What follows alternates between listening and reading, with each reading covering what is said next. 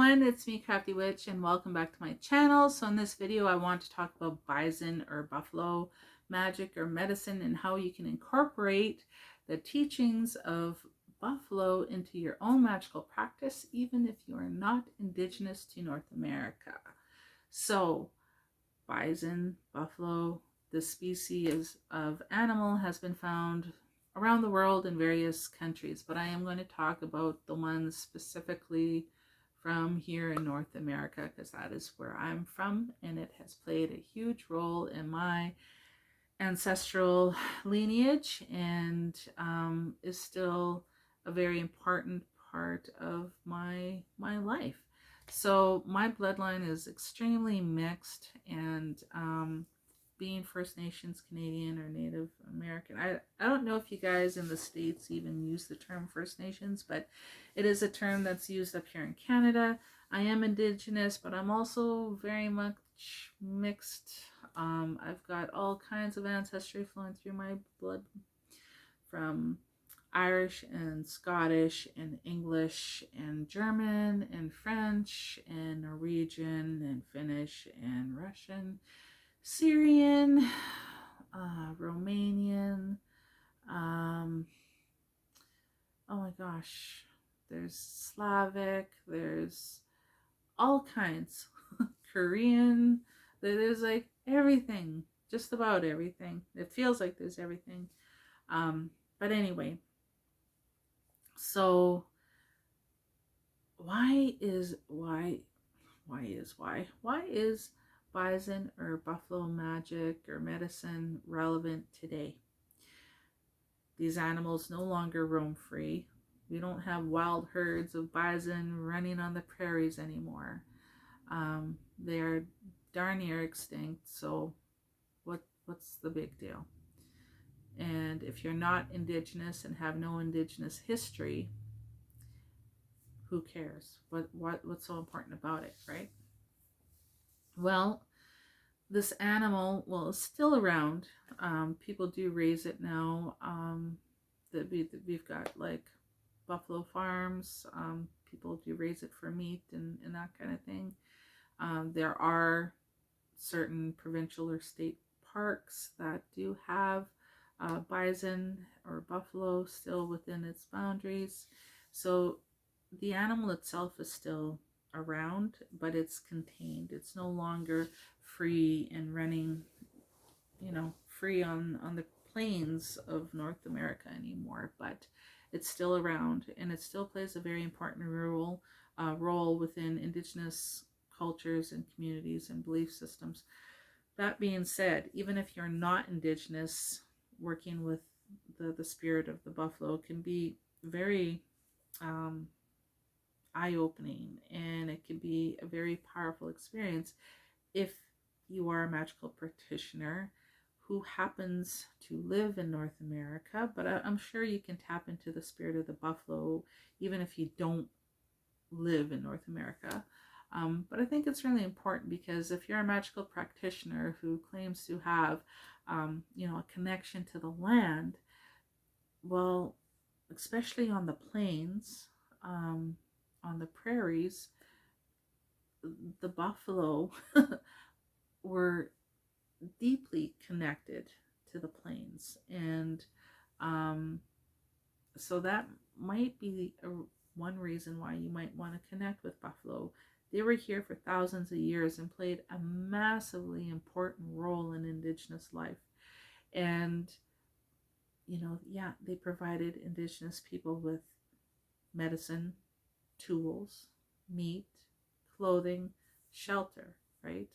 But then there was also a bunch of spiritual teachings and things like that buffalo did bring to the people here. So if you are a magical practitioner, especially if you happen to live in North America, you might want to maybe tap into the spirit of the buffalo as a way to honor this animal spirit that has been here for thousands of years and used to roam free. And it's just a nice way to respect and honor this like, there's the animal itself and kind of like the spiritual collective soul of this animal.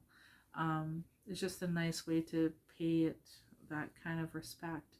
So if you are perhaps struggling with things like sustenance, housing, like maybe you're experiencing homelessness, um, maybe you're having a hard time finding work or caring for your family in that regard, being able to provide and make ends meet, call upon Buffalo, and Buffalo can help pull you through those hard times.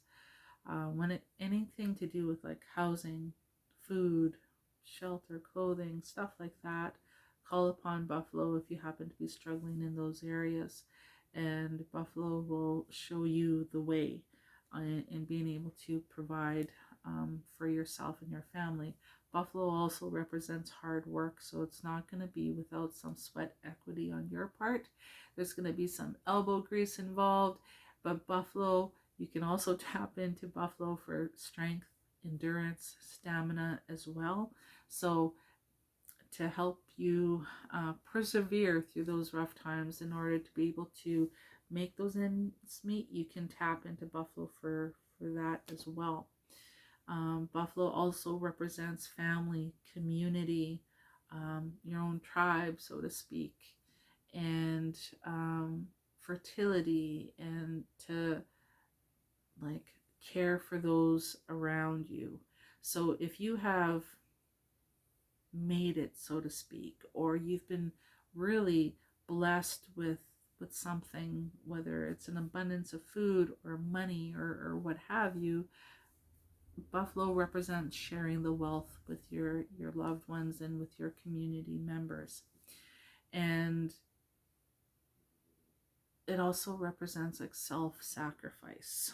So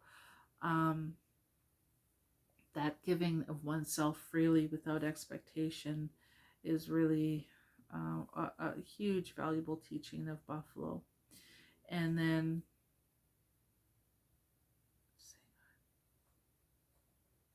I thought I heard one of the cats snoring. What else can I tell you? I'm just looking at my notes. See this beautiful book? My son bought it for me for my birthday last year. I love it. Oh yeah, economy is another thing that you can tap into, the spirit of the buffalo. So when it comes to like for instance, if you're starting out with a new home-based business, for instance, and you want to do well, you're maybe some kind of merchant or a shop owner, or you want to create some kind of business or whatever, you can call upon Buffalo for that as well, because that then falls into that providing for yourself, your family, that sustenance, the hard work that's needed to get those ventures going. You can call upon Buffalo for that. And it also represents like courage, wisdom, sacred knowledge, really ancient sacred knowledge of the land. So if you are a magical practitioner, even if you are not indigenous, if your ancestors originated maybe in Norway or France or Scotland or England, but you are living here now and maybe they migrated over here, and if you want to like really get to know the spirit of the land that you are living on, living, working, and breathing on, and performing your magic on, you can tap into the spirit of the buffalo and do so in a very humble manner and very respectfully. And buffalo will then extend its wisdom and knowledge and medicine to you. It's magic. That's the other thing with buffalo, humbleness and respect. It's a big thing with buffalo. People that have buffalo medicine or buffalo magic about them, like those, they're buffalo people, they're very humble, they're very giving, they are very nurturing, they ensure that everybody is looked after, they ensure that nobody is going without. They also don't take crap from people, but they do not go around instigating trouble. They will keep to themselves, they'll keep to their families, to their communities. They don't stir the pot, so to speak. They ensure that everybody's looked after, everybody's needs are being met, and they're like very strong spiritually, and they're very humble people. So that's kind of an attribute. So certain people kind of have like and when I say buffalo medicine, I'm not talking about totem animals that you can only work with this animal or that animal. You can tap into buffalo medicine or magic even if it's not your so-called totem. Okay, so there's that. um Vanishing sacred knowledge as well, just because of the whole, they are now extinct from running free in North America, which is really sad and tragic. So there is a lot of the there's certain things about buffalo that we're never gonna have again in our lifetimes.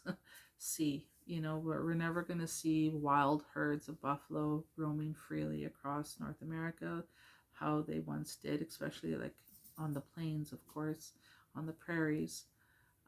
So that they also represent that part of our past that has vanished and is gone and lost to us forever. So they represent that. So if that's something you want to tap into, you can. Um, they represent power. They also represent the North, and something that we call the giveaway ceremony. So you can incorporate, and I might do a separate video on that, but that whole part of nurturing and making sure that everybody's provided for, everybody's being fed, everybody has a home, and everybody's being looked after, which is a huge part of buffalo medicine and magic, is that giving to ensure that everybody's cared for. It also ties in with the giveaway ceremony that a lot of people here on the plains do. Like a lot of the indigenous people, we have what we call giveaway ceremonies, and my family actually has one every year. We used to have 2 a year, and it eventually got dropped down to 1. But with the giveaway ceremony, you do your feast, you ensure everybody is fed, you start serving with the elders first, and like you serve the food. The men have to serve the food, the women do the cooking. There's whole protocols with that, and every tribe's different, and every family, even within the same tribe, is different as well. So certain families do it one way or another, what have you. After the feast ceremony is usually when the giveaway ceremony will begin. And the giveaways, whoever's hosting the feast, it's their responsibility. You're going to hear my cat clawing her cat tree. Whoever is hosting that feast, it's their responsibility. Like if it's a yearly feast, for a whole year they have to collect like these gifts, which are like all brand new comforters and blankets and duvets and towels and like house goods kind of thing.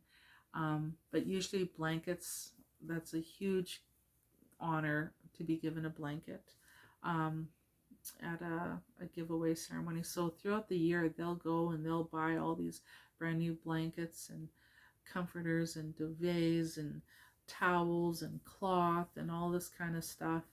And then like it's like hundreds, thousands of dollars worth of gifts. And then after everybody's finished eating, what they do is like the old people, the elders, will be giving like usually the biggest blanket. So if you got like a queen size brand new comforter or whatever, you would give that to like the old people.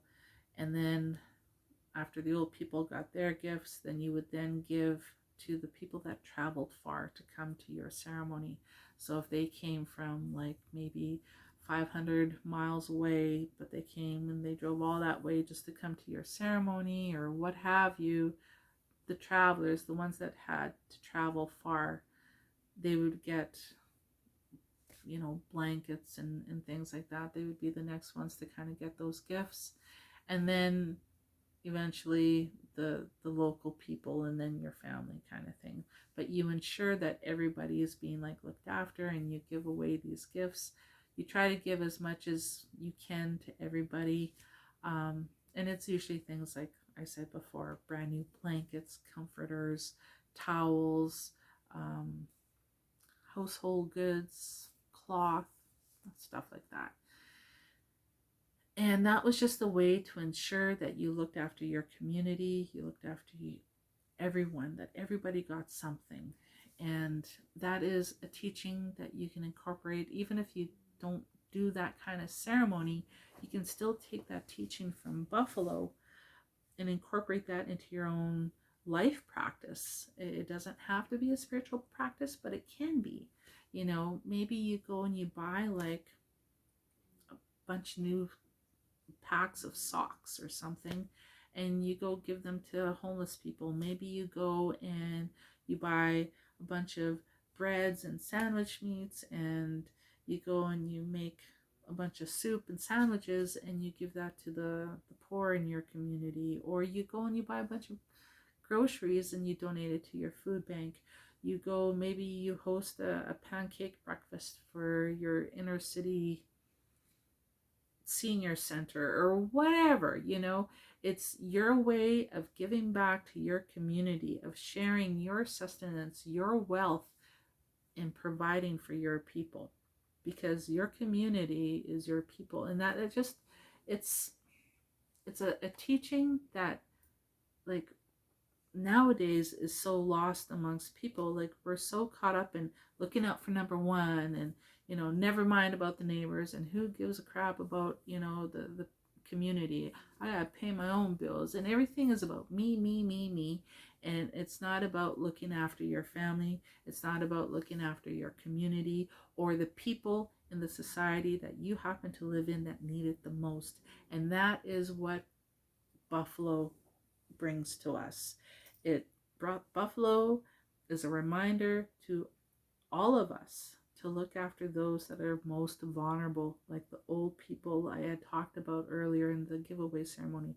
They are provided with those blankets, and like the symbol of the blanket was life force and life. Especially you think about when it gets to minus 42 below zero and you're living in a teepee and it's kind of cold. You want that blanket, you want that buffalo robe to cover you and keep you warm, and to help you survive through the winter. The same concept happens nowadays. We need to look after our most vulnerable people in our communities. So nowadays, what is it? It's our homeless people, it's our old people, it's the kids that are in the inner city, maybe getting tempted to join in with gangs. It's the single moms that are trying to go to work and raise their kids. And it's the folks that are vulnerable. So if you are in a position to be able to help, to be able to provide, to give back that self-sacrifice, like what Bison has done for people since time immemorial, then do it.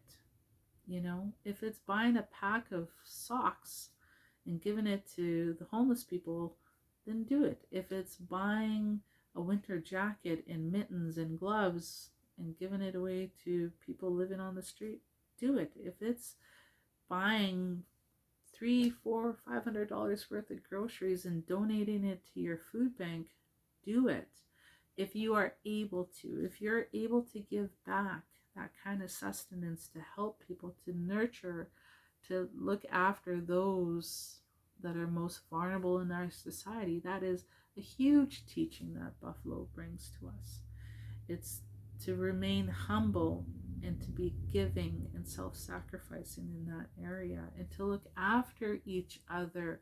Even if we see a neighbor struggling, maybe she's 80 years old and she can't cut her lawn, be like Buffalo, go over there, give her an hour of your time, self-sacrifice an hour of your time, cut her lawn for her, like stuff like that. There's all different ways we can tap into Buffalo. And then the more we do that, the more teachings that the spirit of the Buffalo will come to us, and they'll see that they watch, they watch how you live your life and what you do and how you treat others.